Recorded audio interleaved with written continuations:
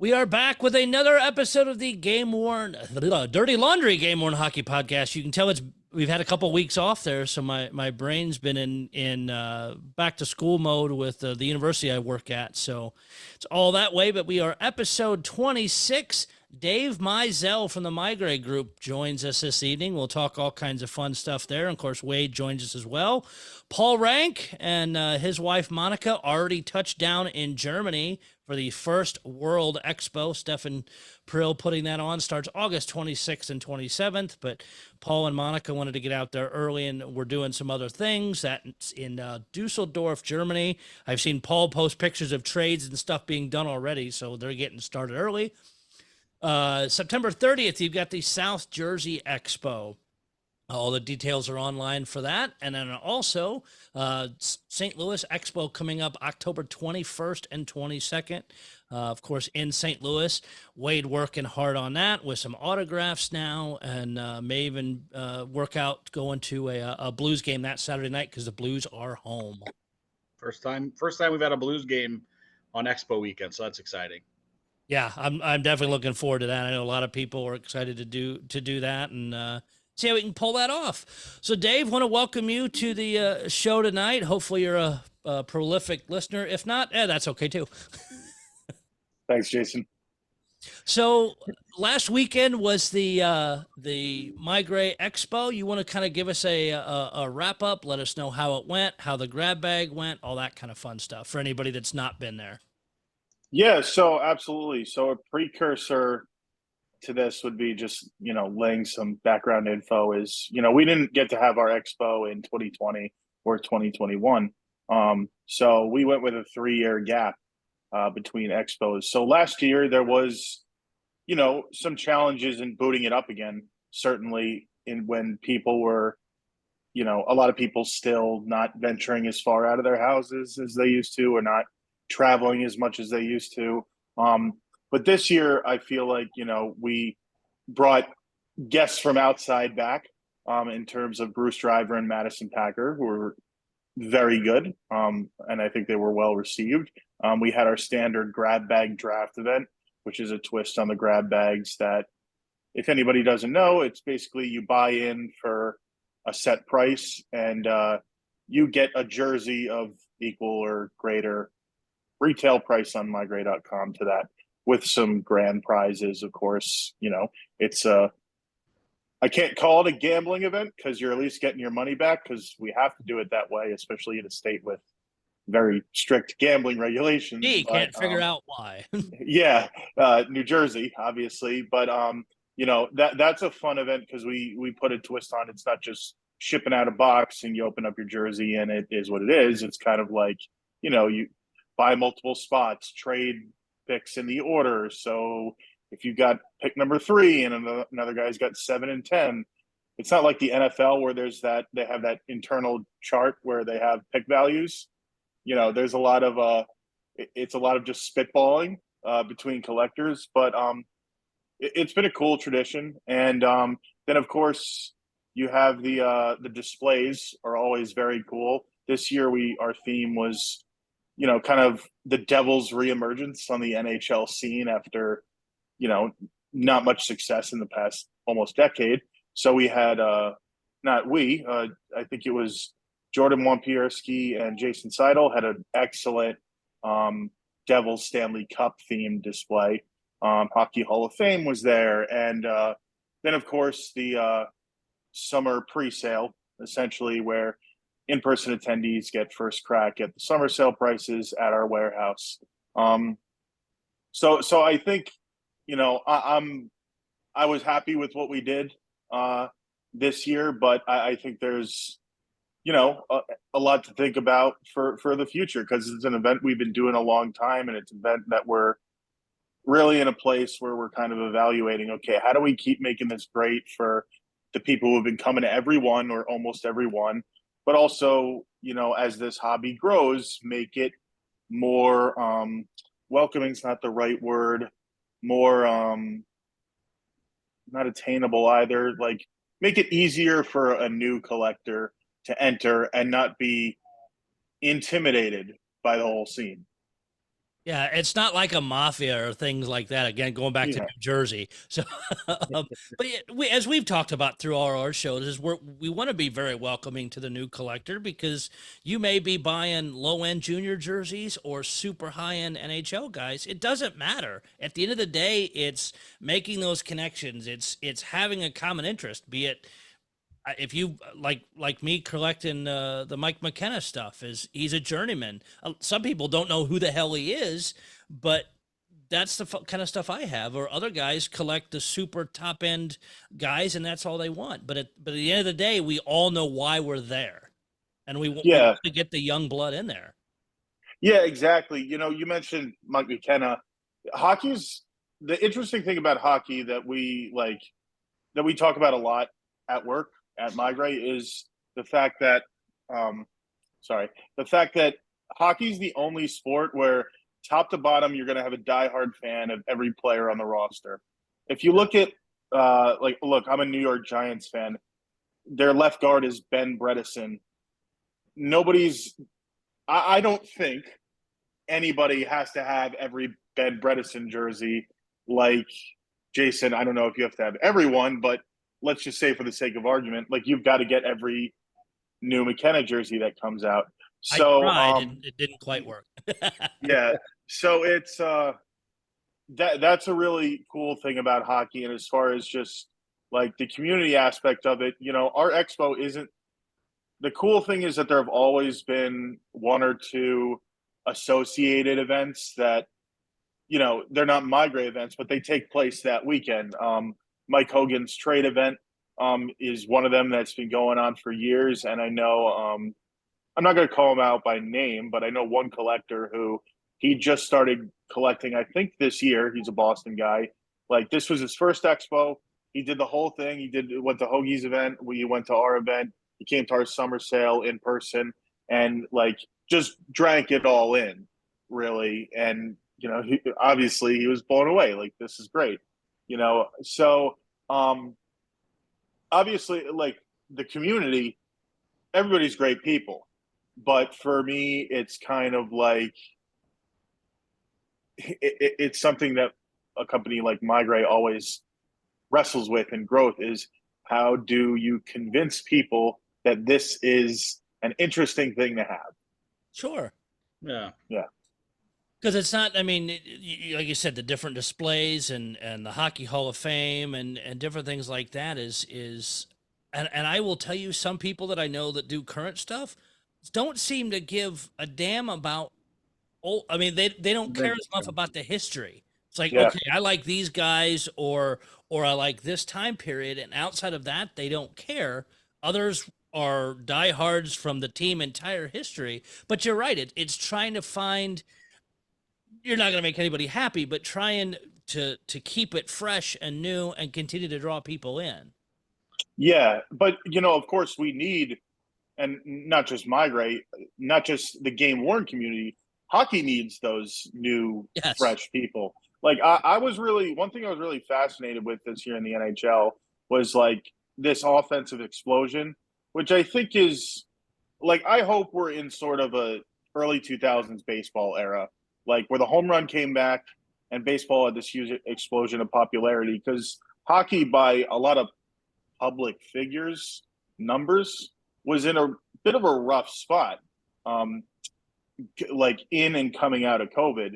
So, like, now you have these, like, we're starting to get this individual focus on players, whether it's McDavid, Matthews, Ovechkin, whomever. Um, that's what the flash, the star power is what draws in new people in American sports. Yeah. I think you're seeing that definitely with like the Zegras, the Hughes boys. I think you're starting to see, I think what's happened, in my opinion, I'm seeing hockey is starting to have players with personality again. And I think for a long time, hockey's always had kind of that cookie cutter hockey persona thing. And I think right now you're seeing guys, who are coming out of the box with a little bit of style and a little bit of flair. And I think that hockey has to have that, like you said, to continue to grow, to grab that market, to grab the interest from people.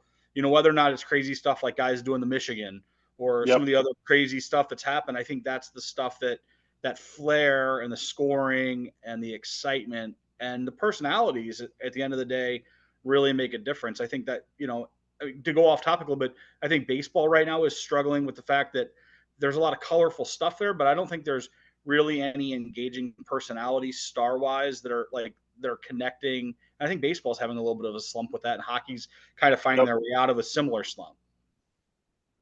Yeah, we see like the best model right now is basketball and football, and it all comes down to marketing, which we don't have to go down that rabbit hole completely, but it's like to me it's a no-brainer to me. Market your stars, like get those guys' faces out there, get the highlights out there. Like that's what and not just your stars, by the way, but like hockey's still personalities, but also the physicality. Hockey still has that in a sense that, well, only football does, and football's been going in a safer, for better or for worse direction for a long time. So it's like you have finesse and you have physicality, and both of those things are very marketable. Like someone's going to pick up on something that they like in one of those areas. I agree.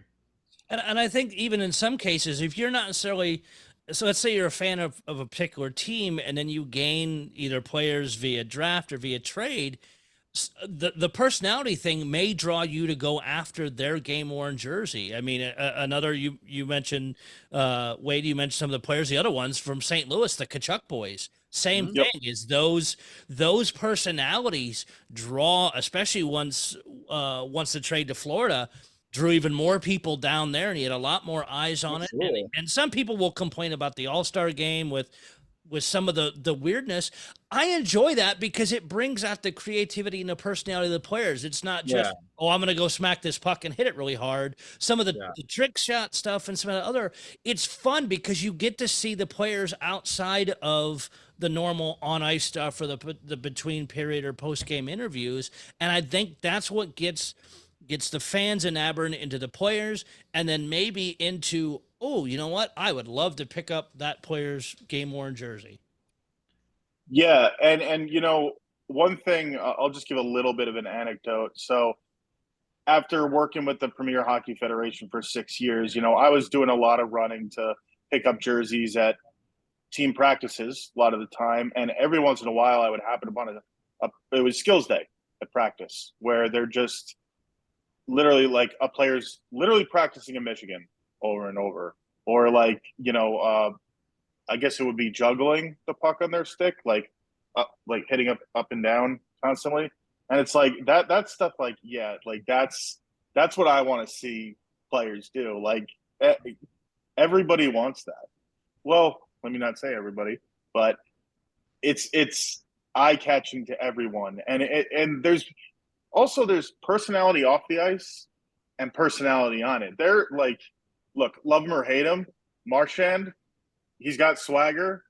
He's an instigator in less of a fighting, but more of a just sometimes weird sense, the weird sense of the word. But that's like to me, it's something like, I kind of like watching that because that guy is kind of a jerk, but I love that in a weird way.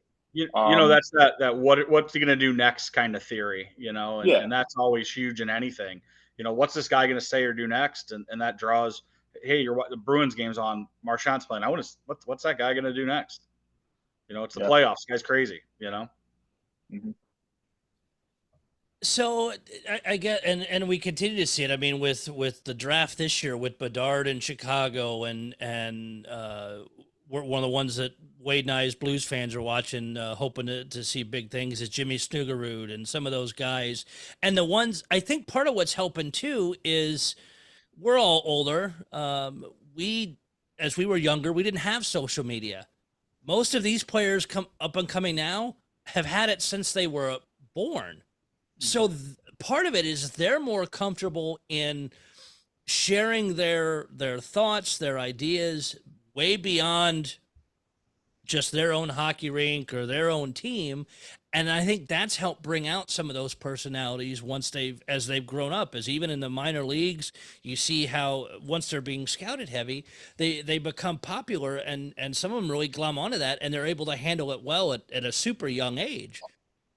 Yeah, I mean, social media is, I don't know. Like on the one hand, I have no idea. I was look, I was 14 when I got on Facebook and like 16 when I got on Twitter. I have no idea what it's like to grow up with that stuff just being there, like the TV in your house, or like. But the accessibility that it gives is like it's really cool because like it means you have a constant audience, and it means you can constantly give them, call it content, but maybe just contentment by like, oh, here's Connor McDavid walking his dog with his girlfriend, and people is just like, oh, like it's relatable, and it makes it so that depending on the level of commitment or investment the athlete has to it, is like, I, in some instances, I can send a superstar, a hockey player, a question, and it might get answered. Obviously, context matters, depends on who's running the account, blah blah blah. But what you're saying is, yes, there's the gap between yourself and the player on the ice it's much smaller because you're always seeing that person in a somewhat interactive sense. And one of the players, again, where Wade and I both being Blues fans, is Ryan O'Reilly. Is some of his social media showing how he trains. I mean, we know how much these guys train all season Yeah. long or postseason, but seeing some of the crazy stuff he does with the yoga and going across the balance beam with a stick and bouncing the puck as he goes, things like that we wouldn't have access to normally, brings us closer to those guys. And then I want to call it an addiction, but if you're hooked on a particular player or you can see their personality, you may want drawn to collect more stuff of theirs or find out more about, okay, how do I get his stick, how do I get these things. And that's where you come in. That's where the collecting community comes in. And it's funny to follow. And thanks for making me feel old, Dave, for saying what years you started with social media. Yeah. But going back to to mention Mike McKenna earlier, is when he was with the Devils, it was funny because Twitter and social media was very early in the NHL, and he had sent a tweet about basically heading up, and you have to forgive me because I don't know geography, whatever the highway is to get to the Devils arena from their minor league team. He put a tweet out basically saying heading up whatever this road to indicate he was being called up, and the Devils kicked his butt over it. Yeah, that's a no-no. But yeah, it's cool though because like with me, I will well, I'm not unique in this, but you emulate the athletes you look at, right? Like when you're a kid, if you're just playing on the hoop or the goal in your driveway, like that's what you're going to do. But now it's almost like you can actually learn from them. Like if you see Ryan O'Reilly doing a certain drill, like it's like, oh, I can do that too. Yeah. Like, oh, what do I need? A medicine ball or the I don't know what you call the yellow things that you kind of do skate cuts around. Oh, like yeah, the little pylon things or whatever. Yeah, pylons. Yeah, I was drawing a blank there. Yeah, so and then like bringing it to collecting, like now it's I have to ask myself, and we have to ask ourselves a question. It's like we live in a really rapidly changing world. So how do we reach that type of person that's just starting to digest this hockey content?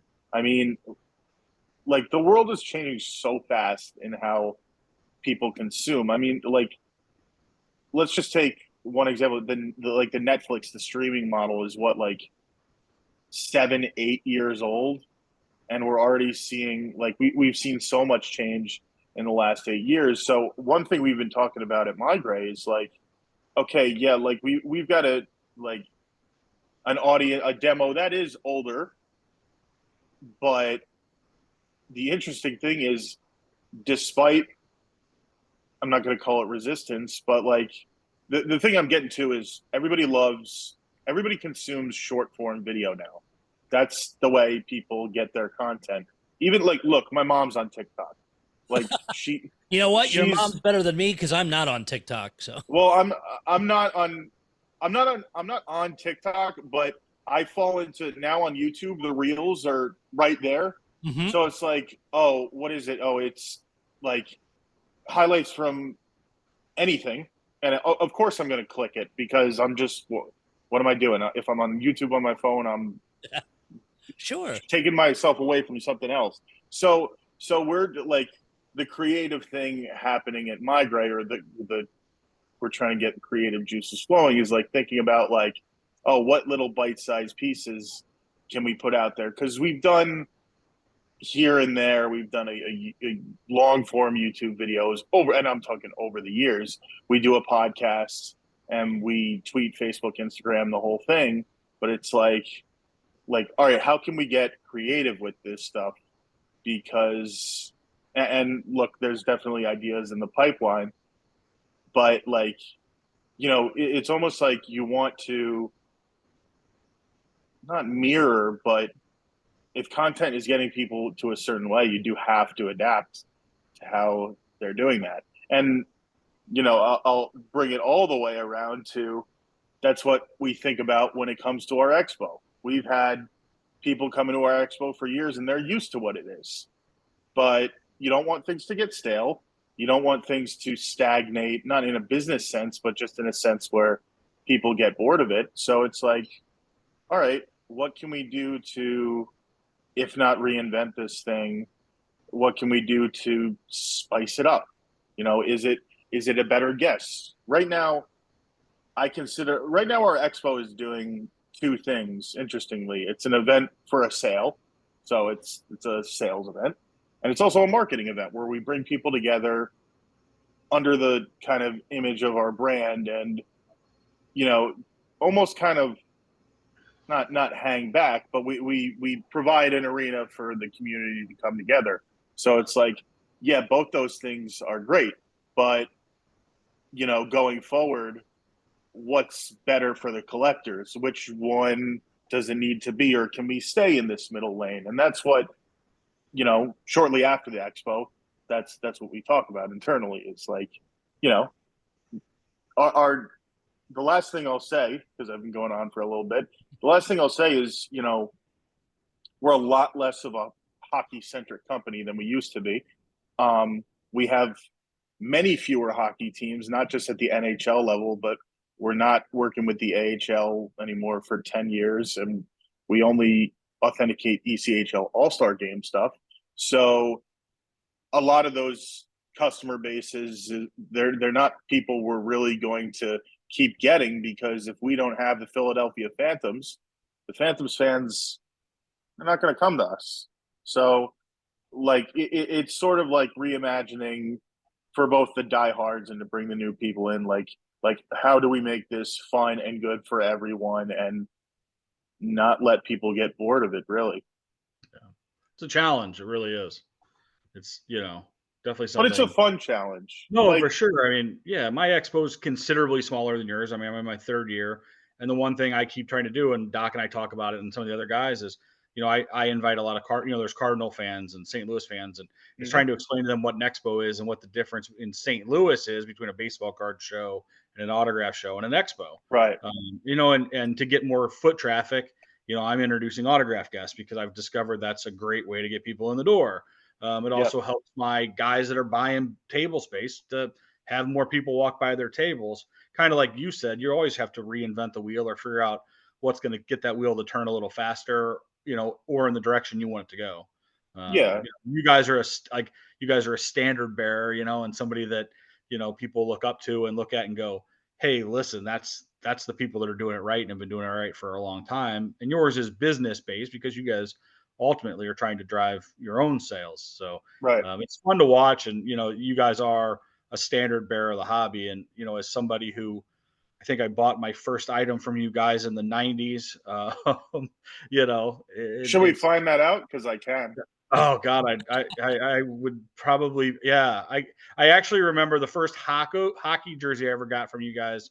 I got a Zdeno,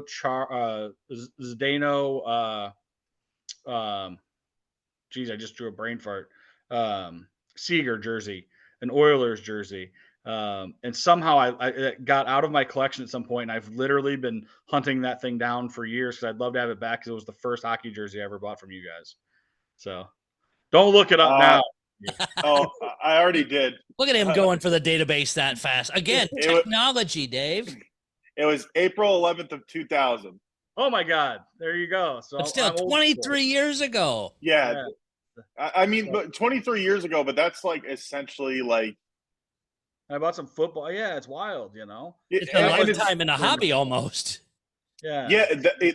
That's what Doc said is like what I'm getting at is like this is a very young hobby. The interesting thing I talk about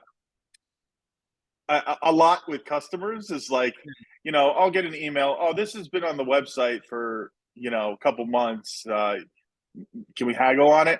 And, usually we don't mark down stuff for about a year because like we look at a much longer time period. But then again, the kind of contradiction to that is 26 years in business. It's not really that long a time. Like, especially for me is like, look, I don't want to, like, as I get older, I'm 32 now. I'm starting to feel that the last 5 or 6 years. It's like, well, like, 15 years ago, I've been driving for 15 years. Yeah. Like, doesn't feel like that long ago. Like, I remember that day vividly. But that's the fun part about this hobby is, I just turned 45 and I joke around and, somebody will say like, when did you start in the hobby? And it's like, I'm almost sometimes embarrassed to say, I don't know, in the mid 80s. And people are like, what? And I'm like, yeah, I was a kid. I started collecting, baseball cards and then autographs and then whatever. But when like you think about that as like a time frame, like a reference of things, it's crazy, like you said, 23 years, and then you add, 10 or, like it's just wild. But I think the thing that you find about collectors, and you guys probably see it all the time, is when you have that gene, it's hard to get rid of it, and it's something that I think we all enjoy, Yeah, and it's like I don't. Go ahead. Sorry. I don't think you ever. It's almost like there's not a start to it collecting, and there's not a stop to it. Like my big thing is sneakers, and I actually like for a while I was kind of into more extravagant, flashy stuff, and then like call it. I don't want to call it maturity, but over time I developed like I like comfort a little more, and I also like a more streamlined, basic look. So a lot of my collection is just basic Nike Air Maxes instead of like these crazy like skate shoes and Jordans and stuff like that. But like, if it's not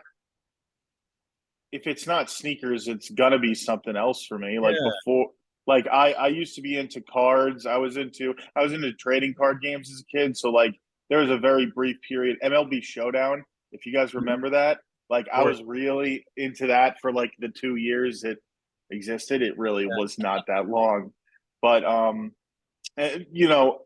but just to double back of it, it's like you mentioned Meigray being the standard bearer. Of course I'd like hearing that, but it's also a responsibility, right? So like one thing we talked about a lot leading up to this event is the fact that it's not just for, you could make an argument if it's constant repeat, same people. It's a small hobby, and if it's the same people come in like, oh well, should we keep doing it in this fashion?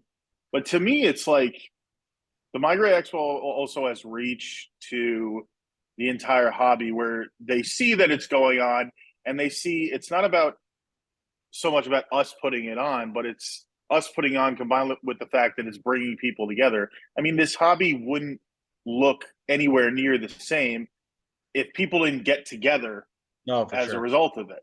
Like, for sure. And that for me with like mine, I don't make any money on it. I always tell people that right up front. Like You know, I charge for the tables to cover the space, whatever. The goal, and Doc and I have talked about this. I've talked about a lot of guys.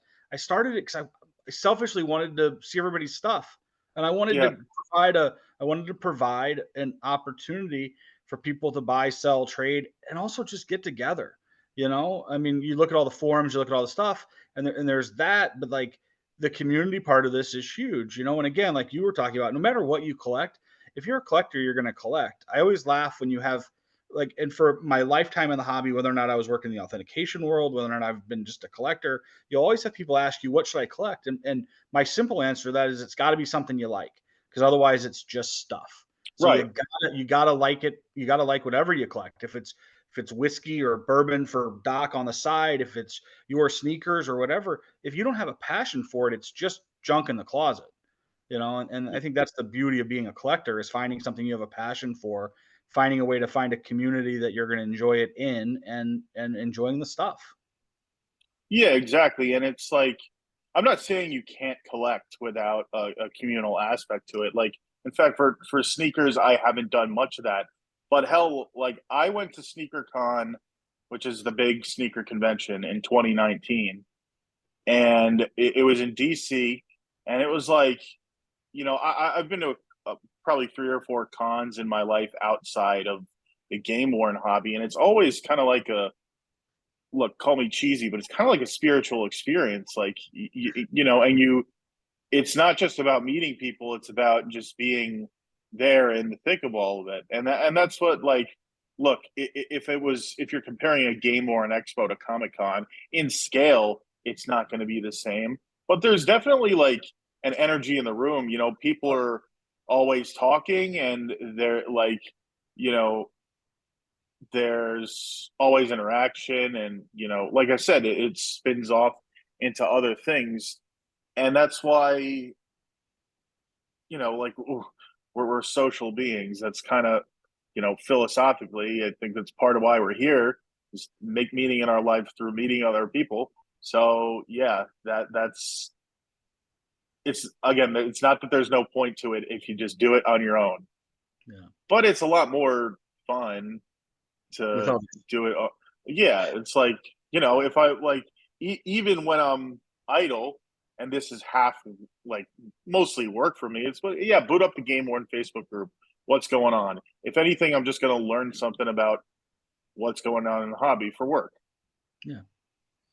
And it, like you said though, is going to SneakerCon, going to Comic Con, going to your show or Wade's or anybody else's. It is that energy. It's the excitement of getting there. It's the excitement of, yeah, we're zooming right now. This is I've talked to you in email over the years for buying stuff or whatnot through Meigray, but we've now connected this way. Down the road, we may connect in person sometime. It's those things. It's the excitement of, now I'm going to get to hang out with my people and share stories about, hey, what we have, or hey, I found this, or this was a crazy thing that popped up this way.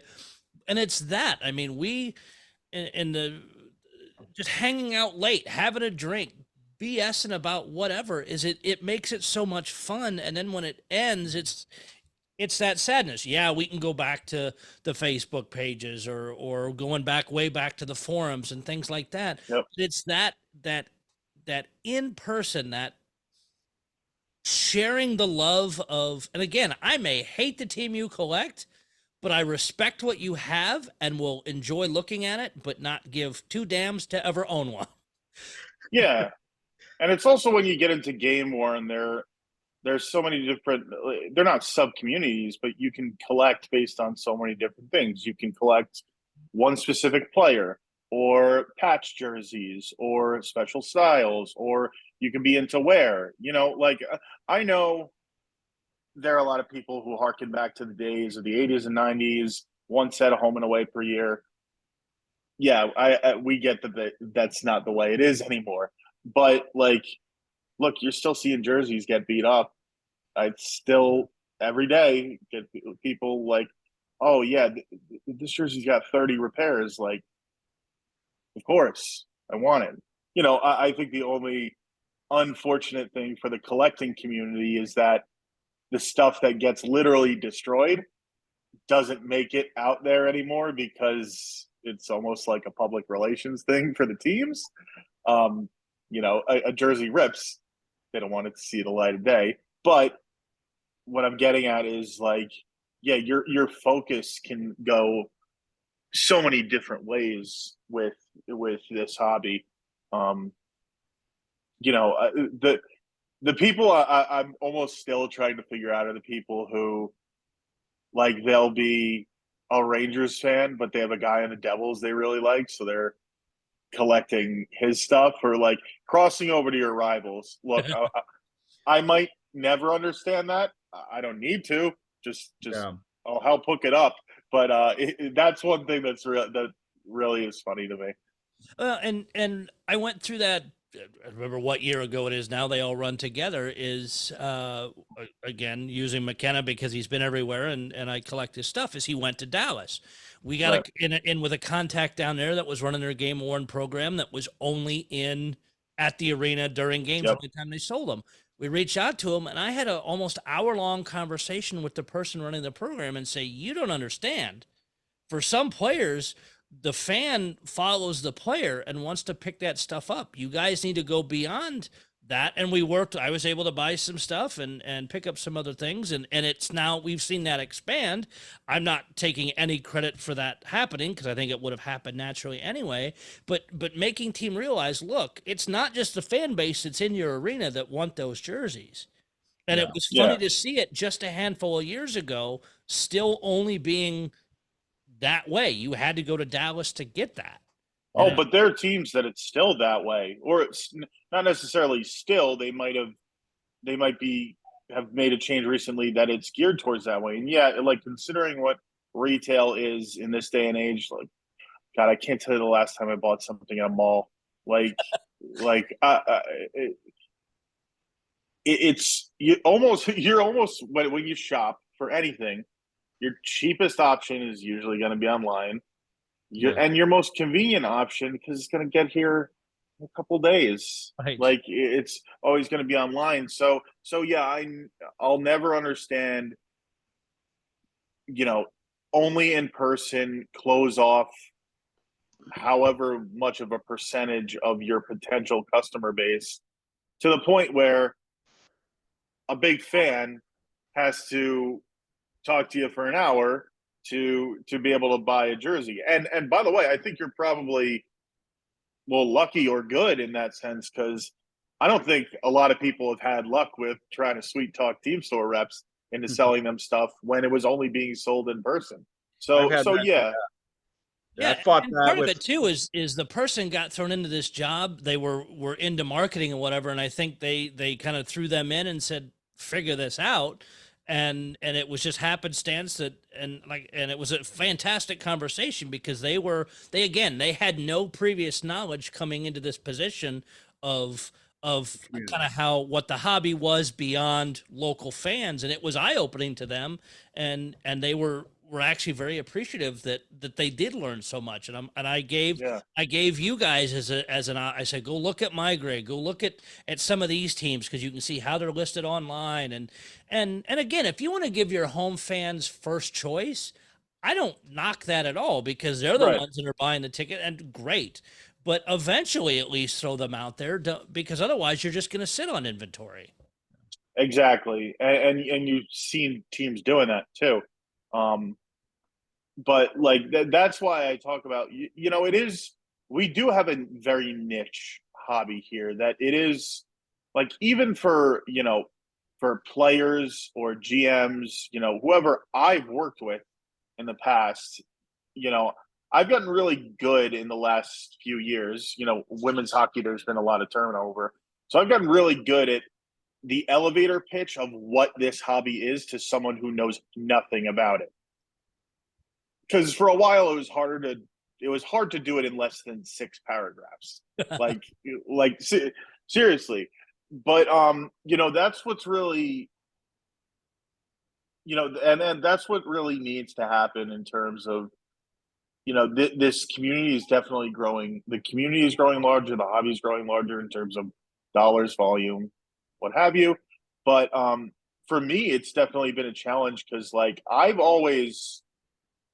remember my dad Barry, if you guys don't know, I know you two do, but for the audience, I mean, he started Wait, this company really? when I was Who? he started this company when I was 6 years old, and I was always like, look, I'm not going to act like I was the most precocious, intelligent kid, but I was kind of always inquisitive about it. The first time I worked in NHL locker room, I was 11 years old, and that was the 2006 All Star game. Wow. Lockout year was 04-05. Yeah, it was the one in Minnesota, whichever one that was. If I'm getting the year wrong, Sounds about right, but yeah, it's a long time no, ago. it was 04. 04. So that was the first time, I was on site, swapping jerseys with players, making sure they were autographing it. And I've always kind of been in the thick of it. So my dad all the time would come home like, oh, we just sold a such and such an auction. Guess how much it went for? And it was kind of like a game with no stakes, just like guessing what such and such is worth or what's cooler, this or this. So for me, it's been a challenge to have to, it's this thing that's always been in my head, and I have to step outside myself and be like, okay, how do we make this understandable to someone who doesn't understand why it means anything at all? I came up with a short version. Imagine hockey cards, but you can wear them. That's a good one. I like Yeah. that. I'll send you the bill for that later, Dave. It's okay. Yeah. Dave, So- can I ask you? Go Go ahead. ahead, Wade. No, you're fine. I was going to ask a question because it popped into my brain, Sure. and Dave may have a little bit of insight on this. With Fanatics taking over the jerseys after this season, rumor has had it that they're going to go to just home and away for like at least the first year. Is that something that Meigray would know about in the sense that you guys have heard if the thirds are going away, or what? Is there any insight you can give us there? There's nothing I can provide to you at this time. Perfect. Just thought I'd ask. It doesn't And ever I hurt mean, that. and as we know, the entire hobby from the second it's been announced, everybody's trying to play guessing Yes, games because yeah. there's no information. I mean, other than We did what's a been show shared on out it. there, right? It's one of those things. We just hope we hope there's a positive outcome and things go well and that the jerseys have good wear and they're readily available and all that and it's we saw, I guess, the same kind of questions, but different came up when it was a switch from Reebok to Adidas. As a lot of people were scared, Yeah. oh, are these going to hold up? Are they going to look good? And now everybody loves those, and of course now they're going away. Yeah, I mean, well, look, here's my hope, and from what I know about the industry, seems easiest to me. So this is the way I hope logistically they go.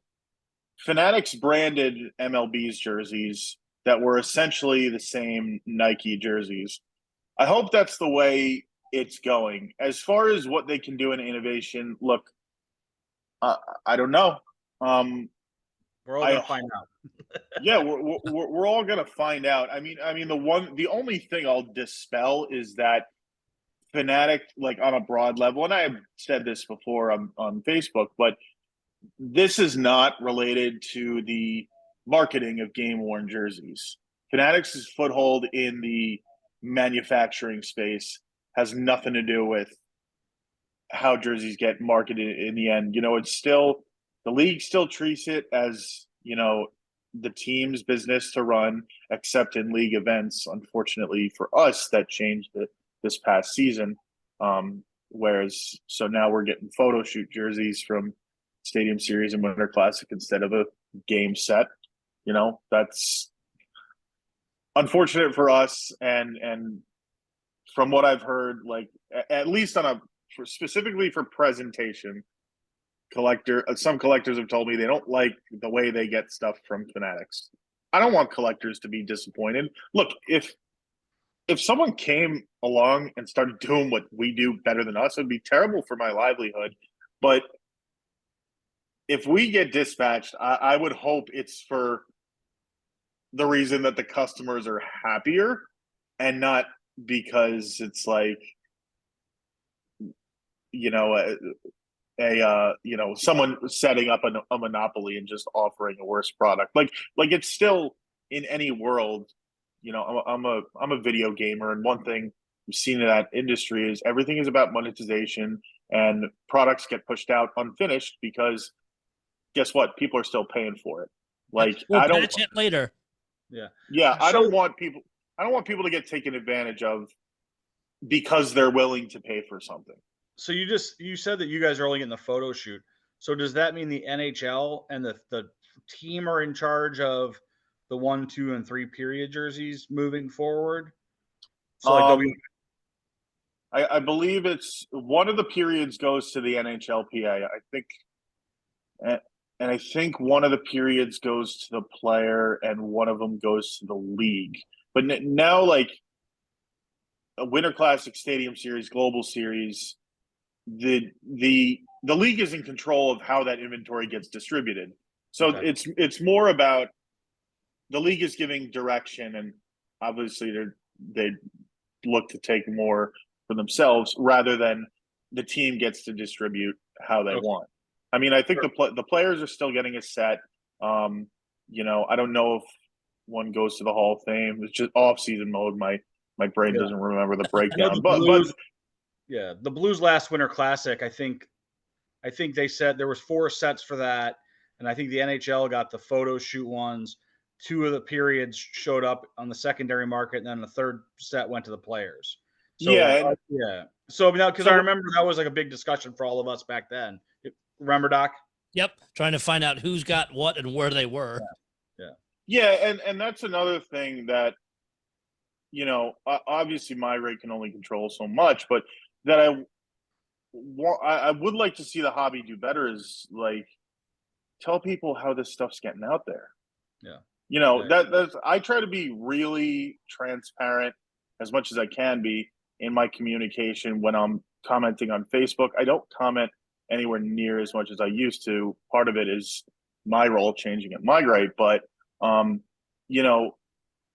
like getting the information out there so people understand what's going on is really important. And I don't care if it leads to more business. It's just like you don't want stuff to blindly show up or leak out. It just makes everybody look bad, I think. Yeah, the transparency is helpful, and the because we've seen stuff get screwed up where it's documented one way and shows up somewhere else because somebody else did it badly, or set stamps weren't done and they just put a barcode in it and we hope that stays on, and if that falls off we're screwed because unless we can photo match it or find the certificate, which could or could not be bad. I mean, Dave, you've seen all this stuff happen.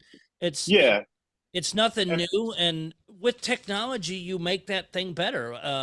And has Meigray, and I apologize because I haven't purchased much jersey wise from you guys in a while, is Meigray getting that additional tracking tag information? I know some teams seem to be kind of using it in the game worn side, but I don't know if any of the teams that you're doing with are setting that to you guys as well, or if you can say that. Well, I can because they're not. I believe it's all performance based, and it's not so much about logging when the jersey goes on the ice as opposed to what the player is doing when they are on the ice. Certainly, a thing that has been talked about and is somewhere in the minds, hopefully on the horizon, is like, okay, should we be putting QR codes or some sort of RFID chips in the jersey, so they walk through the locker room door, or the walk onto the ice, and it's like there's a scanner there, and the jersey goes on the ice.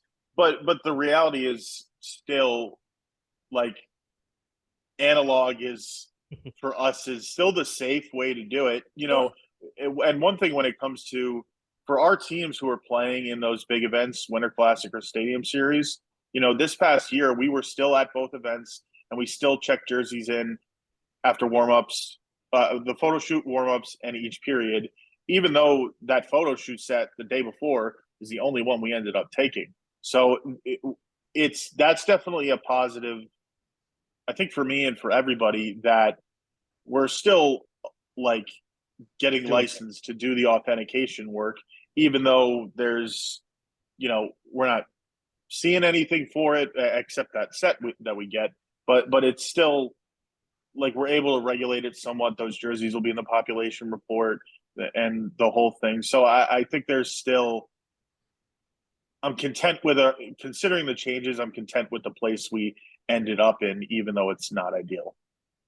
And I was hoping at some point they could actually tie in those tracking tags where, okay, as soon as that player hits the ice, and let's call it an away jersey because they wear those the most, is set one, you can give me every game that was worn in as we record the player, and it at least has the time on ice. So it breaks it, because I can go look at the NHL stats and okay, if that's set one, he wore it this many this game. If you want to get that detailed, but it's fun to see that with that technology, how tight you can be. Right. And and there's still. Oh, say go ahead. Oh, thanks. And we still have a lot of internal safeguards so that we can have and distribute that information as we need to. One example is, I don't want to say work with, but in our communications with the equipment manager, mutually with Adidas, we know when teams have sets on hand. And, authentication isn't just a process when the jerseys come in. There are times where, and I've even had collectors, tip me off to this stuff. There are times that we figure out, something went wrong by either getting tipped off by a collector or looking at Getty photos after the game when we're logging which players participated in that game, something we do for every game internally. And see like, oh, that's weird. Like, the Bruins just changed into set two, but Marchand had this stick mark that we saw on his set one jersey, which we haven't received yet. This is an actual event that happened last year, by the way. So it's that stuff we catch where, there are times where, oops, like set one hadn't gotten shipped to us yet, but the team accidentally wore set two, got home, and then brought set one on the road again. So they flip-flopped. But as far as the technology goes, look, it's there, and I think it's just part of it I would say is, how it's pretty advanced. So how we're almost like waiting for this stuff to be basic infrastructure where it doesn't cost much to do anymore, because cost can be a barrier. If the team doesn't want to do it, cooperation's a necessary part of it too. So it's I can't promise when or how, but that's something that it feels like a no-brainer that some sort of chip tech or something like that eventually makes its way into this world where it's commonplace. Because even though game worn for these teams is a very small part of their retail business, still a good chunk of money. Like, I know what we're paying teams, right? It's still worthwhile. Yeah, and seeing how sets get sold if the team auctions them off for whatever, and I do some of the tracking for the Blues, and you look and see, wow, that whole set went for this, and different things, and yeah, it's some teams realize it more than others. Some are like, it's whatever, we'll just throw them in the corner, and others are much tuned in, and it's interesting to see how much that shift has gone in the hobby too over the years, of just how that stuff changes, and you see, of course, now the advertisements up on the signs during the game is, hey, go here in between periods and you can bid on this or do whatever. It's the interactivity there too, because sometimes you're not, if you're a casual fan that doesn't know that's out there, you go to a game and it's in your face. Now you're going to think about, okay, maybe I should go out there and I can bid on this, and I can maybe see it in the concourse or whatnot. But once you leave the game, if that's not been advertised to you, you either don't know or you forget it 10 minutes after you leave the arena. Right. And sometimes it feels like, we talked about that in-person only operation that some teams have going on. Like, it, again, I'm going to speculate to the motive a little bit. Like, I don't think for me, it's not something that you should be appealing to someone making an impulse buy.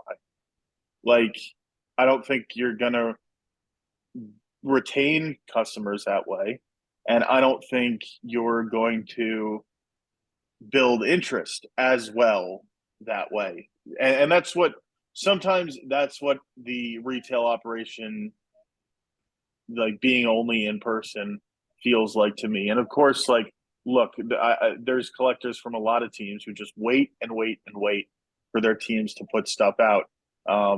Is Calgary one of them that's really slow with it? I think. Yeah, because it Detroit does happens, theirs. June, July usually is when Yeah. they do their thing. Detroit Yeah, does but I mean, I'm talking about teams that did their like 2021 reverse retros like a year ago. Like in that sense, it took like 18 months to get out.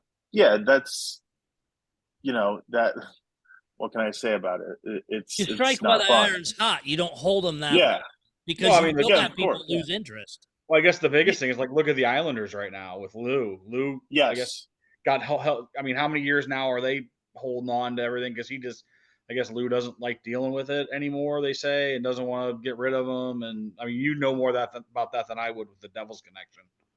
Yeah, I mean, I guess I won't speculate when it comes to Lou because we do go way back with him and had a long-term relationship with him. But I don't know what would have changed there because with the Devils with the Devils under Lou, we had a great relationship where we were having the conversation every year, and then something must have changed. Like he went to Toronto, right, for a while, then ended up with the Islanders. I would only speculate, but one tidbit I'll throw out here is I personally worked for Lou Lamoriello. In 2012, I was a communications intern in the Devils communications office. My boss was Mike Levine, who was head of comms for the Devils for like 25 years. Once Lou was gone, I think he eventually got laid off, unfortunately. But Mike's boss was Lou Lamoriello, and I'll give a little story. He I think like 3 days into my internship, my boss like was talking to me, and Lou walks in. By the way, everybody had to wear suits on the floor Lou worked on. Oh wow! But not the other floors. It was just if you were working on the executive floor, you were in a suit. So Mike grabs me and like Lou walks by and he's like, Lou, I want to introduce you to Dave, our communications intern. And granted, I'm 21 years old at the time. And he's like, oh, so you're Barry's kid, right? And I was like, yes, I am. He's like, all right, well, have fun and don't fuck up. And he wasn't joking. Well, that kind of sounds like Lou. What I've heard. He's a serious dude. But look, he's earned. Oh, of course. That he's earned the right to be what he wants because he's a very successful NHL executive. So, like, yeah, we still have a lot of respect for him. But don't know why he did he change his attitude around jerseys? I don't know. Maybe like you said, Wade, he just didn't want to bother with it. Yeah, it's just wild to think that they have. I mean, at this point now, it's however many years of stuff piled up there. I mean, geez, at some point there's going to be a windfall there for somebody who gets a hold of that whole collection of. That's an interesting consequence, isn't it? Because like someone's going to come in and look really good because they found all this money sitting in a storage locker, essentially. Yeah. No, and for sure. I mean, and you think about some of the players in his tenure that have either been there or came through there or whatever. I mean, that's going to be. I mean, that's definitely going to be a big if that stuff comes out and somebody sells it the right way, that'll be a huge deal. Yeah. So as we're going through this stuff, and it was funny, and I don't know, I'm assuming you saw it on, I can't remember which page it was on, because of course there's so many, and they are all great pages. Is somebody actually made a post, and it took me back, but I guess I'm spoiled, is asking, hey, is Meigray a legitimate place to go to buy hockey jerseys? And I actually stopped my head and I'm like, what the hell year is this? But I guess reading through it, it was a new collector that was just coming on board and was learning names and looking at stuff. But it was crazy to actually see that question asked. And I guess I'm just spoiled to have the long term and the knowledge that I have. But I don't know if you had seen that, but it just caught me off guard a little bit. I don't know if I saw that specific one, but I'll say that, like, look, it's very important to me to push the company and those of us who are senior there to be better at what we do. If someone's asking that question, I mean, are we putting on the right appearance publicly? Like, that's the first question I ask. Is we have a lot of stuff on our website on the authentication tab or about us that lay out who we are. There's a couple challenges with that. Is one, not everybody goes and reads a whole website about the company to decide it first. Yeah, I don't blame anyone who asks a bunch of collectors first before reading through our stuff, because also, just suspending disbelief for a bit. We're the ones saying it. Right. Everybody wants to make themselves look like a legit operation. But yeah, and there's certainly, like, as some of us, like myself and Drew is another one, as we've been at the company for a very long time for how old we are. We're both in our early to mid 30s, but, like, it's important to me to push back against any sort of stagnation. It's like this. It's not 1997 anymore. It's not 2005 anymore. We've changed as a company drastically. So yeah, we have to, adapt in just a general sense. It's like you rest on your laurels, you can get overtaken, or people move on, or whatever. So certainly to me, it's like I just want to stay hungry, really. And I'll also add that, being the boss's kid, you can go a couple different ways. And for me, it ends up I have a chip on my shoulder and I fight a little harder because I want to be, my own person, and not want to be the guy who's just like, the term that is bandied about on the internet is fail son. Like, I don't want to be that guy. So yeah, so I always, if I think there's something we can do better or in a new way, I push for it pretty hard if I'm passionate about it. Well, and the other piece that as we've discussed, this is now clicked into my head is you mentioned the website, but in call it the last 8 to 10 years, website traffic is a secondary thing. It's going to social media and asking those questions first. Right. So it indicates a younger demographic because they go to social media and ask these questions over just Googling it and going to the site and reading up on it. And the court of public opinion is sometimes a much faster response than anywhere else, be it X / Twitter, be it Facebook, whatever stuff you use. But that's where just everybody goes, because we are an instant society, and that will give us an instant answer. So before we wrap up here, Dave, it is we haven't done this for a while, but a little bit of the lightning round here. A handful of questions for you, just real quick off the cuff, and Sure. then we'll wrap up with you. So if you could own any jersey, what would it be? God, one thing I thought about is when Gareth Bale. It's two jerseys. So Gareth Bale is a soccer player for Real Madrid. He's a guy who had a lot of injury problems, but at his prime was great. Scored 2 trophy-winning goals in 2013-14. I would want both of those: Champions League and Copa del Rey in Spain. Not type of answer I expected, but those are even better. Craziest repair or modification you've ever seen? I think we had it was a Sabres black. I think it was a Maxime Finneganov or a Miro Shatan. I can't remember which, but I remember we used to have to hang this jersey. We had it in our warehouse forever. We used to have to hang it by the fight strap because it was basically torn apart in half. Couldn't go on a hanger. And it was one we couldn't sell either, like I kind of mentioned earlier. It's like the jersey gets ripped apart, and well, it's going to get locked up in the vault, unfortunately, for everybody. Hey, no, I totally get it. One more for me and Wade, then you can throw it in that you have. Weirdest place that a jersey was brought to you to be authenticated, like weirdest place that one was found that was brought to you to be authenticated. Like, as in where someone got it from? Yes, either if it was found in a basement or bought off a thrift store or something like that.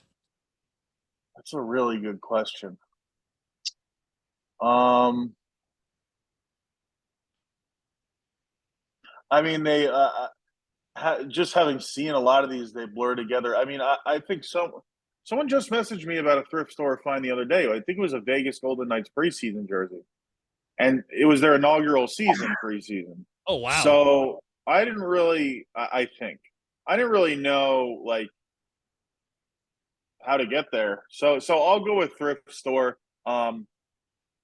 Don't have a fun one for you there. No, that's okay. And recently we had, and I actually talked to the guy that bought it through one of the online thrift stores, and it was a Boston Bruins Pooh Bear, and it had the company that posted it. I was actually able to photo match it from the type of pictures they had. It Nice. wasn't in the picture, but when the buyer got it and then sent me pictures, it actually had a Meigray tag in it, and we could figure out what set it was. Great. But showed up on there, and it started at like $20. Of course, it sold in I think the 400s, but it's just crazy to see those stuff show up in weird spots like that. Wade, you got any lightning round questions before we wrap this up? No, this is a fun one. I really appreciate Dave joining us and giving us an insight into Meigray a little bit. I think that this has been fun just to hear, a little bit different collector side versus the business aspect of what Meigray does. And I think the one thing I wanted to finish with was just how appreciative I am of what Meigray has done in the hobby for the lifetime of the hobby. Obviously going back for me 23 years as a customer, but beyond that, just a standard bearer for making sure our hobby is protected. So thank you for joining us tonight, Dave. And I was Absolutely. Yeah, and Wade, I was just a few years behind you with dealing Meigray. When the Blues went to Meigray in 03-04, is when I started picking up stuff from there and learned about you guys from one of the old forums. So that's how long I go back with you guys. Before you wrap up, I do want to plug your podcast as well. I do like listening to it, and it's interesting to hear even the non-hockey ones that you've done. It's interesting just to hear all that. Tales from the Meigray Warehouse, a Meigray podcast, available across all the different podcast platforms. I get it on Spotify, but you can get it all over. So definitely go check that out. It's a lot of really good information. Hearing the stories about the Rangers jerseys found in trunks, the Stanley Cup jerseys, some of those things. It's just awesome to hear some of those stories and get the backstories in the hobby that we may not know. Yeah, we should be recording again next week. This was definitely a lot of fun, guys. I appreciate the invite. Well, I know it's late there on the East Coast. Any final thoughts from you? Yeah, well, I guess the last thing I'll just play off of is it's really important to me that as a company we stay true to what we were built on, which was the hockey fan base. Anyone who checks NBA auctions can see how crazy those numbers go. But even with just 6 NHL teams now, I can assure you we're invested in that, and we're still doing that work with the exact amount of passion because you can't just ditch, and I've seen it happen too many times. You can't just ditch the people who built you up. You can't. No. Then you just become a monolith that's soulless, and I've seen it too many times in every part of the world. Adapt, overcome, and again, you guys are a name that's always thrown out there when the hobby's discussed. I don't care who it is, and it will continue to be. Dave, thanks for all the time tonight. It has been a fun show. Definitely want to welcome you back, and then maybe even bring your dad on too. Have you guys both on together or something down the road as well? Maybe. You're saying that could be interesting, huh? Maybe, yeah. All right, we will talk to you soon, Dave. Thank you very much. Thank you. We'll see you guys back next time on another episode of the Dirty Laundry Game Worn Hockey Podcast. Doc Noyes, Wade Hampton here, Paul Rank over in Germany, over there for the Expo. We'll see you guys back in a couple weeks.